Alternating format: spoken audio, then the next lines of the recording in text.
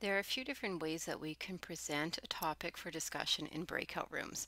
Before we set them up, let's look at what I have as options. In this session, I have my usual PowerPoint or SAS file. And then, as an option, I made a single PowerPoint slide that had a discussion topic. And I also made a whiteboard and saved a copy of it, which then shows in the agenda. If I were just to write on a whiteboard and then try to assign that whiteboard to the breakout room, once we start the breakout rooms, it gives a new blank whiteboard, which isn't helpful in what we're trying to do. So instead, when I did the whiteboard ahead of time, I saved a copy. Third markup from the bottom is save. You can give it a specific name. When you click OK, it organizes under the agenda tab. Get out of there, go back to our content.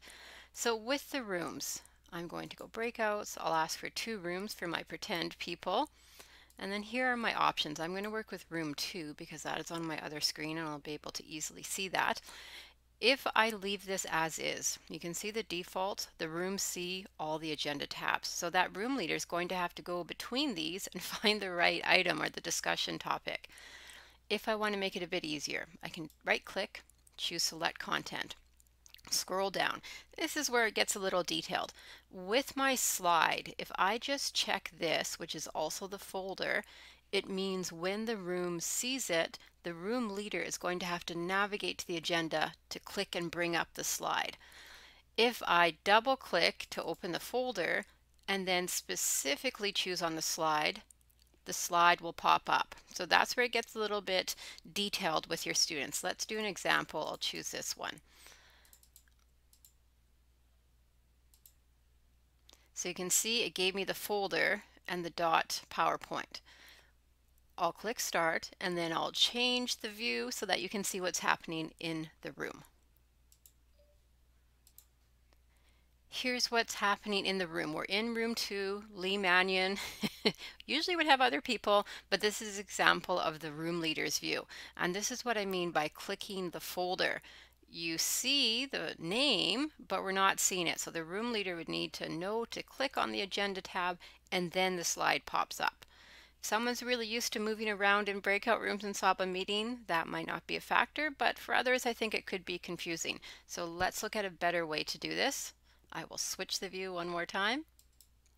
My second try, click breakouts, 2 rooms, room 2, selecting content, getting a little more specific. Instead of the folder, I'll double click and I will choose the slide, say OK, start the rooms. And now this time, room 2 automatically goes to the slide. So that's a consideration when we add in an extra slide as a topic. Third try, I'm going to set up the saved whiteboard. Third try here, breakouts, 2 rooms, room 2, select content, and if I scroll down, there is the saved whiteboard. I called it breakout room topic. I will say OK. I will start these and we'll see what room 2 sees. Room 2 goes directly to the saved whiteboard. It's a little bit cut off in this video because I didn't make my video window big enough, but that will be easy to bring up. So a few different options there. Depends on the comfort of your students and them going through the agenda.